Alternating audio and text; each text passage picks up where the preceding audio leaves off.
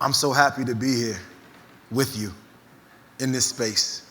And I recognize that there are likely a number of challenges that present themselves before us getting to this space. And I want to just recognize the journey that we all took to be here. Some of us by flight, some of us by ground transportation. But I want to honor our resilience through limitations to be present. And I also want to acknowledge the depth of who is here. Having the ability to switch the metric is really important. It isn't always in the number, but it's about how deep in one we can go. So this space is dedicated for us to do some self-assessing, some self-scanning, to go inside of ourselves, find our medicine, find our power, honor our story. Is that cool? It's cool. Is that cool? It's cool. Well, good morning. Good morning. I'm Karega Bailey. And my work is around creating the conditions that allow all of us to see. And see by many different dimensions and many different variables. But it's inevitable. The living experience creates residue. It creates buildup. I was in some of the sessions yesterday, and what I love so much about the sessions is that as much as they were speaking to the professional outcomes, they were also personal development. And we really got to check on ourselves and be aware of ourselves and how we show up and who we're showing up as when we want to do this work. Around creating the conditions for all of us to see, it's important that we look at some of the lived experiences that limit our ability to see, feel, experience in its fullness. I'll be talking to you a little bit today about a project called Be Imaginative. And I also just think it's really important that we honor the space of imagination.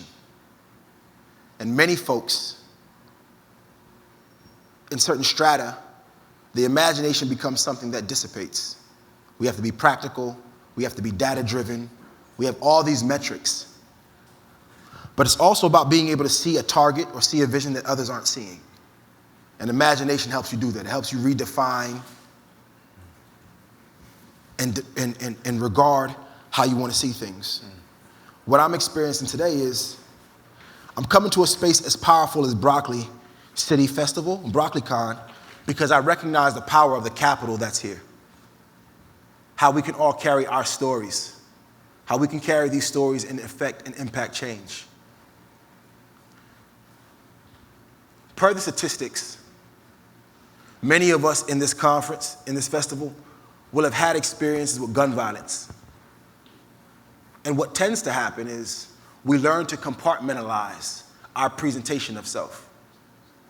In a space where we think it might be easier to not have to address it, we compartmentalize it and we do really good. I was actually talking to Dr. Bellamy yesterday about that, about our presentation, about our compartmentalization, right? And how in a room we can present so well. I was complimenting your threads yesterday and today, right? Many different presentations of cool. But the way we learn to package it, the way we learn to mask it, the way we learn to compartmentalize it, it does us good up to a certain extent, and then we have to deal with it all. So this is just an open transparency about dealing with it. Maybe not all, but in however strands you can. Doc, we were talking yesterday about our experiences with gun violence. Yeah. And make no mistake about it, while we understand the data points and how closely the black male experiences with gun violence, we know that the ripple effect impacts us all. It impacts us in different ways. And what does that look like, right? In 2014,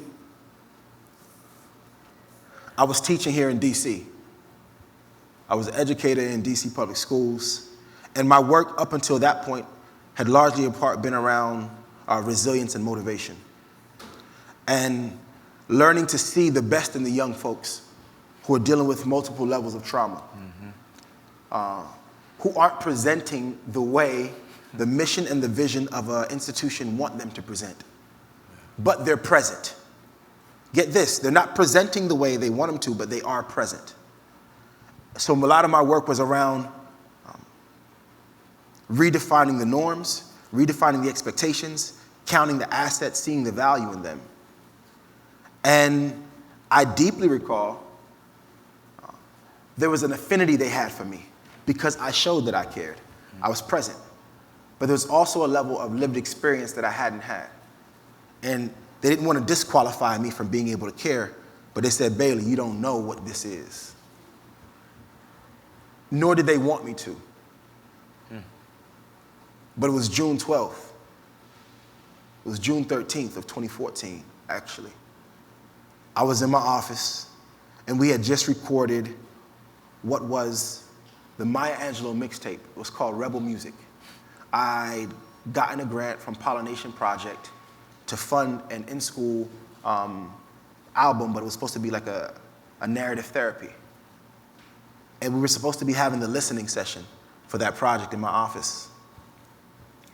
And included in this body of work were their experiences with trauma, their experience with losing loved ones to gun violence, their experiences of poverty and the rapid redesign of their city and the displacement. So their stories were embedded in this project, and it was the listening session. And I got a phone call from California.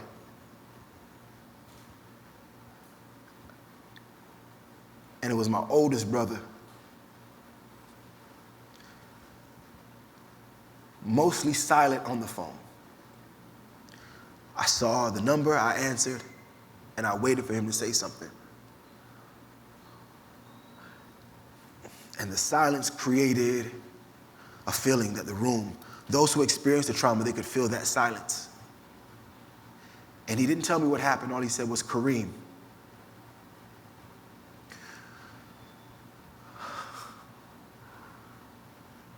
There was a young person in my office named Trayvon Lindsay,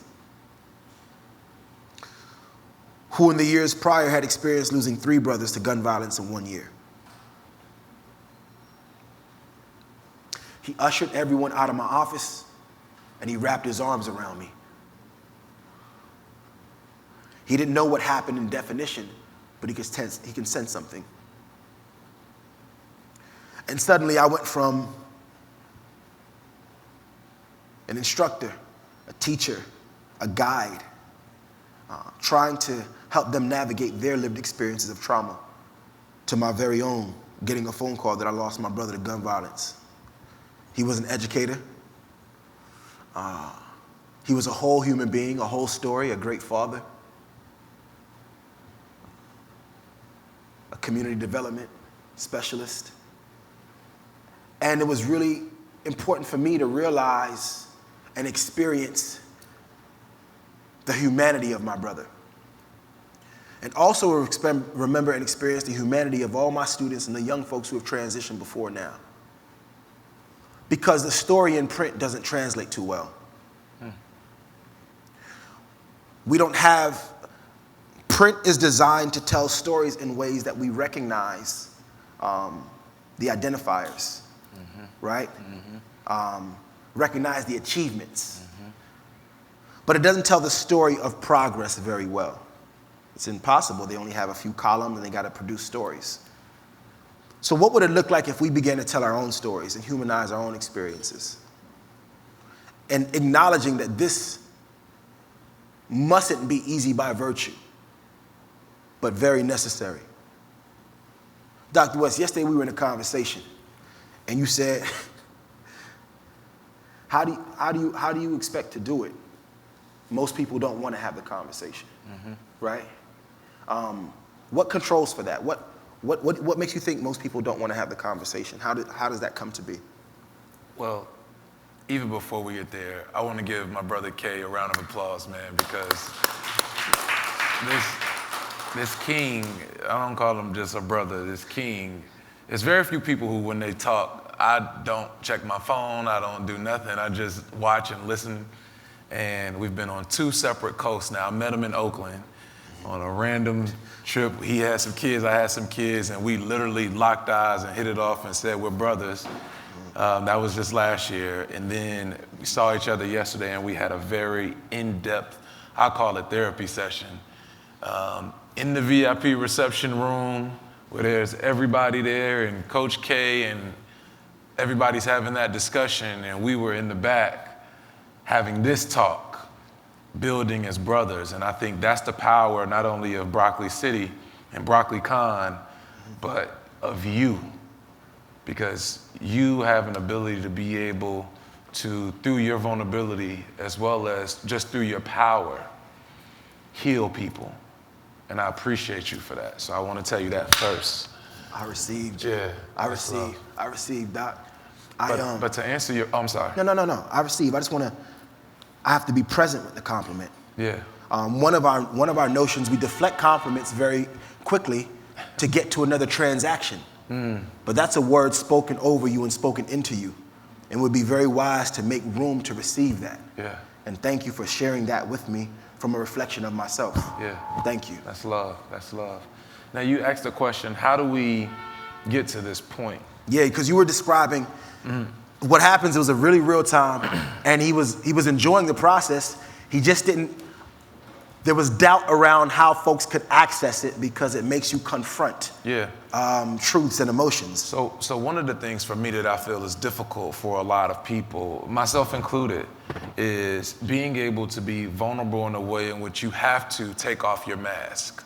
So I have these titles and accolades. I got my doctorate when I was 30. I'm the youngest person ever elected in my city. I fought white supremacy and traveled across the world or whatever. But I too am a victim of gun violence, and I know the ripple effects of what it has on families. We were talking yesterday. I had 9 best friends growing up. It was 10 of us. 6 of them are dead, and all 6 of them were shot and killed. My older cousin, who I believe I call my older brother, and in some regards, he was like a savior. He bought me my first car when I went off to college. He did a lot of different things in our neighborhood to make sure that I wouldn't have to do things while I was in school, and he was shot and killed. And you get to a point in which you just become numb. I don't remember the last time in which I've cried at a funeral, and I've been to many of them. I don't remember the last time that I've felt sorrow in that regard when I hear about people being shot, because I've just become so accustomed to it. And even like, you can be on a panel. I spoke on CNN yesterday. It doesn't matter what your titles are or who you are. For many of us, we still have to deal with this. And when I was looking in the room yesterday, in that reception, and everyone is, we're dressed so nice, and there was a room full of love. But many of us, I'm willing to bet 70 to 80% of us in that room in some capacity have been affected by gun violence. How do we take off the mask to truly deal with that trauma? How do we confront ourselves to have the conversation that we had yesterday? Because honestly, I had a lot of doubt. And he was speaking life into it. And I'm like, man, how do we do that work? How many people in here want to have this conversation? I'll have it with you right now because I love you. You my man. But it was random. I didn't want to have it. You poured it out of me. But how many of us want to talk about the trauma and go through all of the emotions from losing loved ones or having to have our whole lives shift because people that we know may have lost their life by guns at the hands of someone who looks like us. We talked about the rage, and I was telling him, even as he was sharing about his brother, and he was talking about the emotions, and I told him yesterday, like, just hearing that story, it made me flip to a dark space real quick, and then I had to come back. I had a rage all over again. Like, I wanted to go do something to these people who've done something to my loved ones. And I know now, like, I can't do that. And you said something that was powerful. Like, we have to either learn to deal with it and move on and live and make it better, or we become succumb to it. But it's so easy to say, I want to succumb to it and I want to go get my get back, regardless of the consequence. Regardless. I know the consequence, but I want to go make you feel, and if I can't make you feel, I want to go make your grandmother feel or your mother feel or your brother feel how I feel. And I would be lying if I didn't say I still feel that way sometimes. I want to share something with you again. It says a grudge feels like power until you experience the power of love. A grudge feels like power until you experience the power of love. Healing is liberating. So, like you, the way I felt around my immediate offense of my brother's life being taken, I still wrestle with revenge. I still have encounters with that desire. I recognize it. I recognize what it feeds. I recognize the consequences. And I recognize how it will make me a participant in my own suffering. And how do we create the conditions that allow us to alleviate our suffering? So when you said, how are we going to have it, bro? How are we going to have this conversation? And I laughed, right? Because it was a true and honest from the highest level of, the academy. It's a real question from a doctor, right? And you say, how are we going to have this conversation? And I laughed because I knew there was a gravitational pull to Broccoli Con and Broccoli City. So here's what we know. We know that art and culture remains an invitation to lived experiences that we otherwise don't get through lecture and data points. But art and culture doesn't just create an invitation for experience. It calls us to remember ourselves. It calls us to remember our goodness. If I were able to illustrate what would happen if I played the notes of one of a song that makes you feel away, right? So for me, I might play boom, boom, boom, boom, boom, boom, boom, boom, right? And we all know what that beat drop is, right? If I was in the right pitch. Right? If I wasn't in the right pitch, you don't know the beat drop. But that love and happiness, right? Yeah. It's just something very specific to the black experience. Yeah, you was all off just now. I was. It's the acoustics. It's the acoustics. I love you though, bro. I love you. I love you. Okay. I never said the note was my thing. But the way that that notation reminds us and calls us to remember, so is the music. And so is the drum, which is why I have it. I was talking to a Baba earlier, yesterday, and he was reminding me about the control of our separation, of us not being able to leverage our language, our power, our heritage as a medicine, right? Our culture is a medicine, right? And through this art mechanism, we're able to call and remember our goodness. People have come from all over for Broccoli City, for Broccoli Con, right? It drew us. There's a rhythm that draws us. And what would happen if we use that same art to remember our story, to remember our goodness, to help us create access points to difficult conversations, right? And for me, let's make no presentation out of this. I'm being so transparent and open right now around where I'm at on the spectrum of my healing. It's just that I understood that my lived experience gave me power to leverage others who feel otherwise overlooked and unseen. And I could not turn my back on that population. I couldn't turn my back on my students. A whole city dismisses their pain. They're forced to wear RIP tattoos.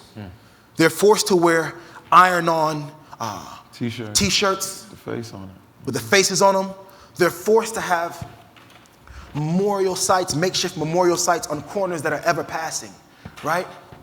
They can't even assemble on the same corners to hold ceremony because of the rapid redesign and gentrification of their city. So the way they're called to remember is through experience and re-experiencing a lot of the trauma. And social media has created a mechanism by which people can share their grief, but where is the responsibility, right? So let me ask you a question. Yeah. And now you guys are going to get some of our conversation yesterday. Yeah. How do I become open enough to receive that if I'm from a neighborhood or from a place in which we don't normally talk about those kind of things? I.e., we're just going to name a neighborhood in D.C. I'm from Anacostia, and in my block, people get shot every other week, once a month. Somebody dies every couple months. the trauma is so rapid, how do you expect me to process that and be open to do that kind of healing and that kind of work if I still have to live my day-to-day life in which jokers are still trying to smoke me and I may have to smoke them back? So how do I do that kind of healing that you're describing? I'd like to remind you that these questions are always present with us. Some people call it a feeling, some people call it an intuition, but there's constantly an inquiry from the human spirit to search for peace. Yeah. And we create escapisms, we create moments in which we have a resemblance either to not address it in the moment, right, or to pacify it. Yeah. But I deeply believe that music and art and culture is an invitation to a conversation otherwise non-accessible. I'll give you some examples.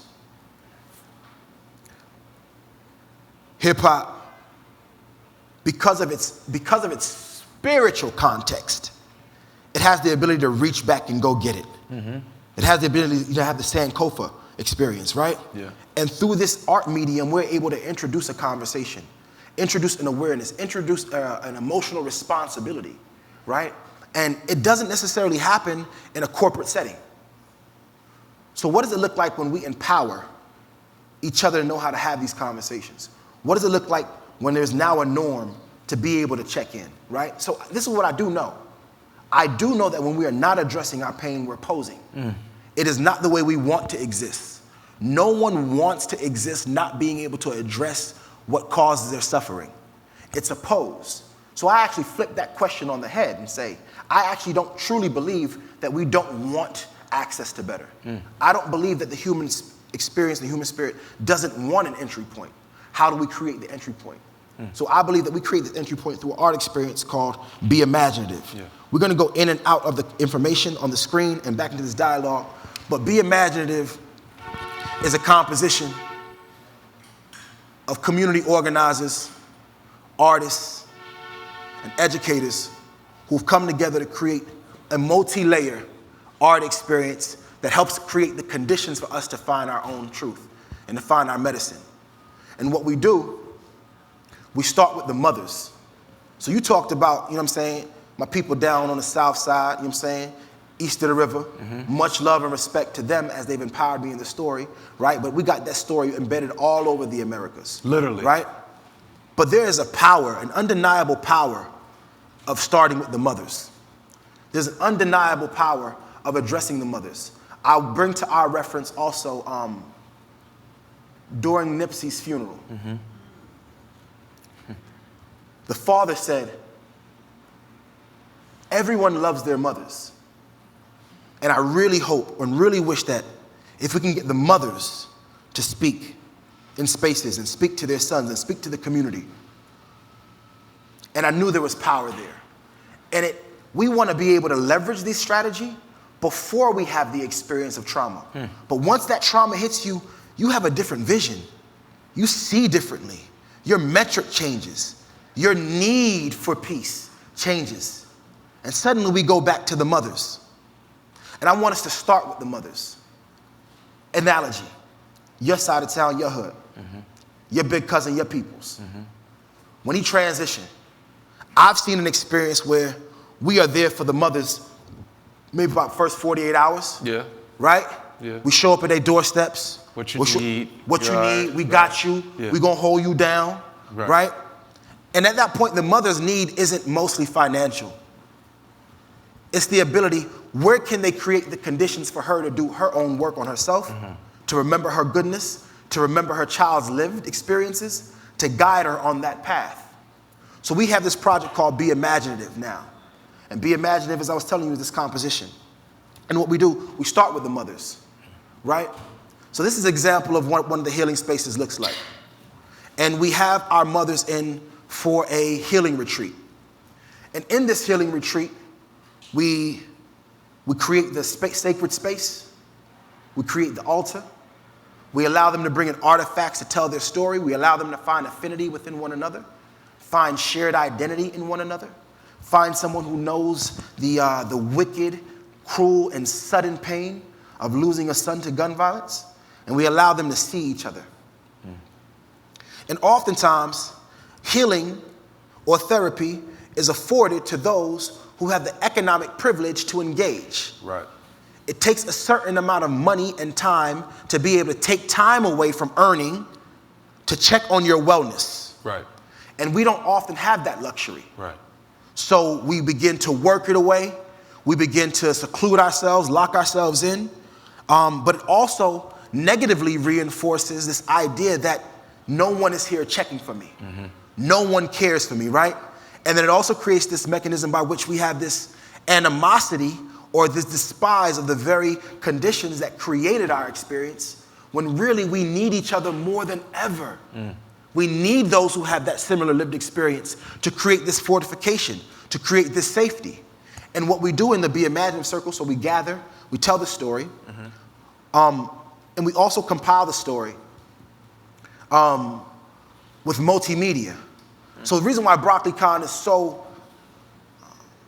empowering for me to participate in, the reason why it draws me and a team from Oakland, is because I know deeply that the change agents are here. Those who can carry the message back to their communities. Those who can help partner in their own city. Those who are experiencing gun violence in their own spaces, they're here. The music is here. The rhythm is here. Back to the analogy of when they split us by language. When they split us by language during the transatlantic slave trade in the Middle Passage and how we've come to have these experiences, when they split us by this, they also, they were hoping that that would be the I guess you say the hair rather to divide us, right? Yeah. But our rhythm was our memory. And through song and rhythm, through instrument and prose, right? Through cajons and djembes and whatever percussive instruments we can express, it brought us back together. So I know that Broccoli City was the coming back together. It was our remembering of our goodness. And I know that the folks are here to carry this message into this space. So Be Imaginative is a collection of artists and healers, activists dedicated to healing Black and brown communities through creative storytelling, right? And we use multi-dimensional storytelling. So in these dimensions of storytelling, we use photography, we use photojournalism, we record empathy banks of their stories, and we produce these stories for experiences in galleries and other spaces so folks can come in and say, let me learn more about the humanizing, the superpower of this mother, right? Because we all have the ability to draw from that. And obviously we know what the problem is, right? So every day 96 Americans are killed by gun violence. 1/3 of homicides. We know that Black people are disproportionately affected by this number. Can we not go past that so fast? Can you go back 2 slides? Yep. And go back one more. Just that stat alone, every day 96 Americans are killed by gun violence. 96 Americans every day are killed by gun violence. And what's mind-boggling about that is that we are one of the leading countries in the world. But literally, like I went to Europe 3 times last year. You do not see people with guns. In many cases, you don't even see the police with guns.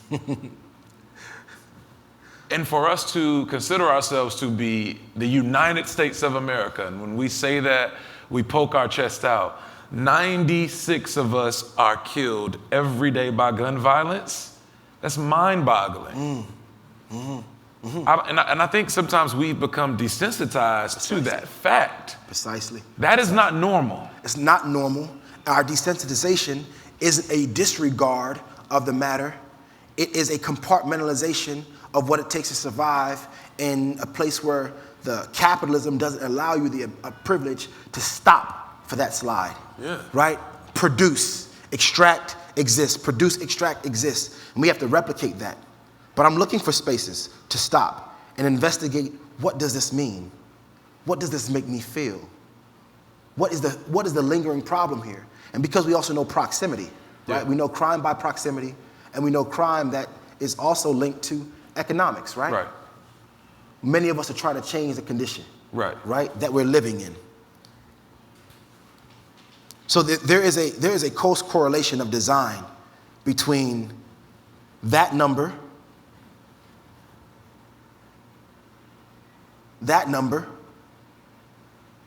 this fact, right? Yeah. This fact. So you just talked about this idea of this retaliation, this I live in this environment, I live in this circumstance. How do I see my way out, right? From lived experience, I deeply know and believe that when you feel you must respond that way, there is no other way you felt heard. There's no room to hear you. There's no space to hear you. It's not a popular conversation. You often feel like your sadness is the burden. So who hears you, though? Because there's no one with you. You described the mother, which I think many of us can identify with. You can describe the brother. You can describe the cousin. All of us who have been affected by someone when they die. As you alluded to, when after that first 48 hours, and when you are sitting in your room by yourself and you're thinking about all the fond memories of the person who's been taken away from you, who is there to hear your pain? Who is there to solve your rage? And that rage does not subside. For many of us who have been brought up in this culture of retaliation, I'll say. For some people, that's not their norm. But for many of us in which that is our norm, you take my eye, I'm going to take your ear, your eye, and your nose. Yeah, and where your grandma stay. Right. I'm trying to pull up at her crib, too. Yeah, and that's the main one. Where's your grandma? Because I want your grandma, your cousins, and your brothers to feel what I'm feeling now. Yep. I mean, we know the 3-generation households. So we want to get to where we can get to and find people, right? Yeah. But you asked the important question, who hears? Yeah. Who hears? We all feel the hearing the unheard is the responsibility of creating the spaces like this, right? And what does it mean when we take a be imaginative space to another city? So if we know there's a problem with who hears, we have to become change agents and create the solutions and create the spaces for hearing the unheard, right? So be imaginative isn't just happening in Oakland, right? It's happening in other cities. So far, we've had these healing circles and these hearing the unheard sessions. We've had them in DC, South Side, right? Congress Heights Art and Cultural Center. We've had them in Richmond, California. We had them in Southside Jamaica, Queens, right? We've had them in Fresno. We've had them in Sacramento, Oakland. Am I missing any spaces? Those are places that we had them. But we do it just like this. We use art to create the experience of the general conversation, and we speak to people in ways in which we know they aren't spoken to. Right. And it doesn't mean they're afraid. It means that they haven't been spoken to that way, right? They haven't been called on. Their memory hasn't been called back into lived experiences. So we also use music as a general invitation. There's a composition called Soul Development, which is source of light development. And we create the conditions, just like Broccoli City does. Let the music be the invitation. But Broccoli City was able to leverage music and say, yo, we need a conference. We need BroccoliCon. Because the ecosystem that we're drawing in is so big. There's information that can't be exchanged at the festival. There are ideas that can't be exchanged in the room alone, right? There's information and access. Somebody brought up in this very room a conversation about accessibility. So you ask who's hearing? It's about accessibility.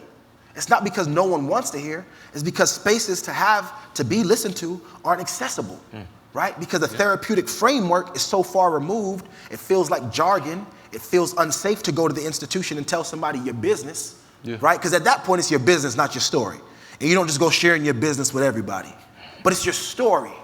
And in a place where we can't tell our stories, how do we remember who we are? It's very similar to the lost identity that we suffered during the transatlantic slave trade. This inability to remember our story, right? It's not just our business. I want to also continue. So I want to go to creating, how do we create those conditions? So we say that gun violence is a stark public health issue that demands holistic responses. We need to be our whole self in spaces. We can't afford We don't have the luxury of time anymore to compartmentalize. The capacity that we're at, right? Everyone's at a hair trigger, right? So no one has capacity. But if we use art as a vehicle, and namely our art, urban art, black art, our space as a vehicle to create the conditions, we can soften the heart so the conversations can happen. Because you didn't expect to have the conversation yesterday. Not at all. Right? Props to Broccoli City for creating the ecosystem where we're able to scan ourselves and check in on ourselves. But we want to check out what are some solutions to help the survivors. So I told you about the healing process that we facilitate, right? That allow community centers to really focus on their mental health. So it's so hard to access. All right, Dave Chappelle made a joke, right? And he was talking about, he said, I did something that many black men in America don't have the opportunity or luxury to do. I thought about how I felt. Right. Thinking about how you feel should not be a luxury. But it is, and it costs us so many resources. But when we have a collective efficacy, when we reach back, right, into the Kwanzaa principles that are not just the beginning of the year, but the principles that we can live by, we can create those community spaces. We can create those hearing tanks. We can create that transmission. Question before you move on. Authentic question. Is it cool to think about your mental health if you on the block? Now, not from our perspective. I've been seeing my therapist. She's been great. Yeah. But when we're in this space in which we're in survival mode, how do you learn to pause and think about your mental health and what's going on around you and not cope with the perks, the weed, the liquor, or women, or whatever our vice is? So let's talk demographics. You're also talking about us on the block, and I respect that. Yeah. But we're leaving out so many other folks who have it. Just regular folks. But I say it like this though. The law requires young folks up until the age of maybe like 18, requires you to go 2 places. School or jail. There's only 2 places you're mandated to go. So we know that our schools have to be a part of that conversation, right? So I'm also a school founder in Oakland, California, right? Roses and Concrete. And I'm over the restorative justice work, right? So it's always about using our schools to create the conditions for it to be cool. Here's the thing. It's not about, is it cool to address our mental health? How uncool is it to suffer, right? How uncool is it to like have the inability to really open up and express? Because we see when they pass, we see when they transition. But here's another way.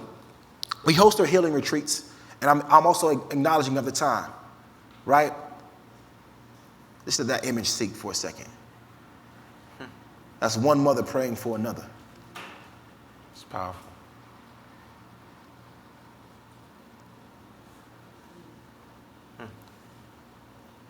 That's her showing her son who she lost? Precisely. And the dignity that she gets to experience when you tell your story and people stop and it's a priority.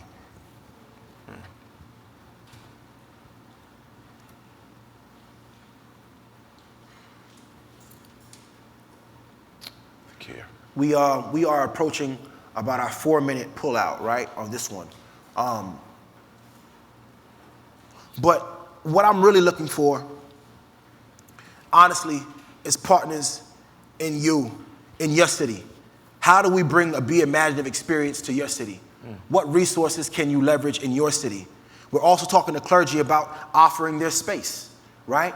Let it function as a full invitation for the community. But we want to bring this to more cities. Before we transition, just let those hands speak for a second. I want to show you some of the target cities. Mama Myra, big love.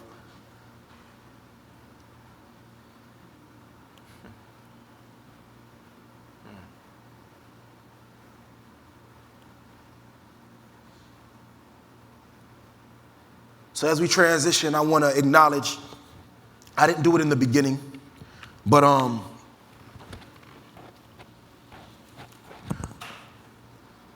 there's empty seats here, and in the healing space, we recognize the empty seats as not someone not present, but that seat is reserved for someone who's transitioned on to the other side, right? Now, this is the house I grew up in, and this is my mother. And her strength is ever present with me. and reminds me greatly of what my responsibility is. And there are more mothers like my mother who haven't had the opportunity to participate in the B space. They might be your auntie. It might be your mother. You might have lost a sibling. And we want to bring this experience to your city. We want to curate art shows. We want to record the experience. We want to tell it. We want to document it. We want to have beautiful photos. We want to have an art installation, fine art, handled in the best way. We want to have music in the city.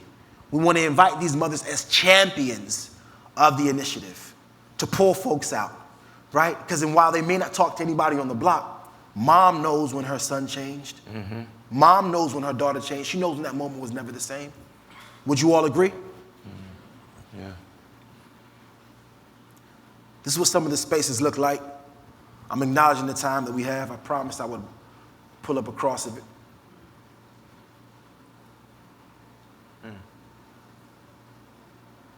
Mama Gwen, that's the mother of Mr. Mario Woods, was gunned down by SFPD. Wow. That was a show we did in Bayview in honor of Mario Woods. We have Mario Woods in several cities. How do we honor them and humanize their stories? How do we not remember them or leave the press to tell their story alone? We have to carry them with us. As we close, I'd like us all to stand on our feet really quickly, please.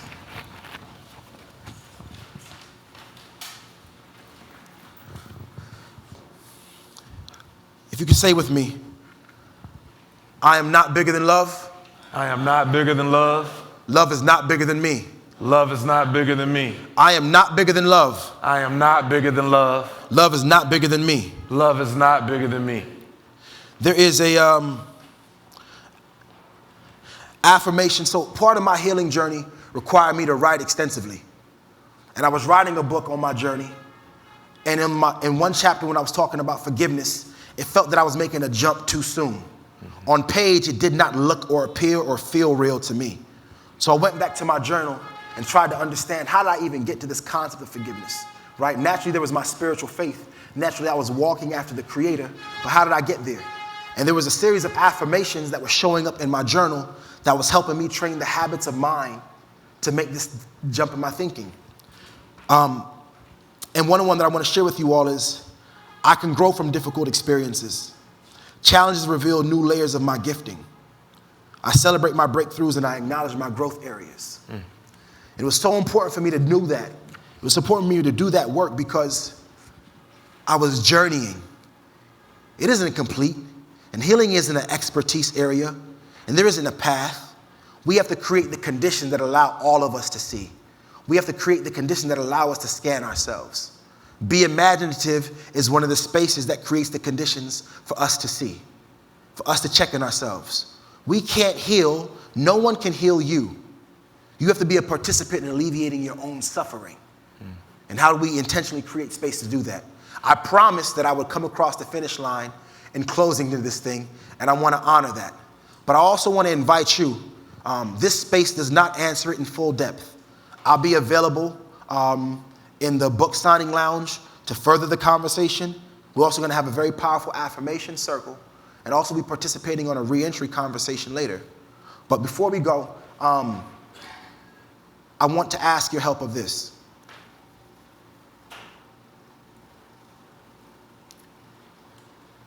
Here are some of our target cities. And if you see your city on here, please speak to me. We want to travel to 10 cities that are impacted heavily by gun violence. We want to engage in Los Angeles, Oakland, Richmond, Sacramento. We haven't been to Chicago yet. We haven't touched down in Ferguson yet. We're doing work and organizing in Miami right now. But if you have any leverage, we want to come there. We want to partner with you. New Orleans as well. We've touched New York and we've touched DC. But there are more cities and more spaces. Please connect with us. BJ, can you raise your hand? This is my brother BJ. He's connected with the Be Imaginative Project, one of my co-founders. Miss Felicia, can you raise your hand?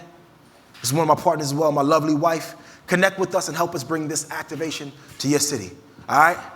Peace, y'all. I am not bigger than love. I am not bigger than love. Love is not bigger than me. Love is not bigger than me. Love y'all. Peace. Outstanding, bro. stand.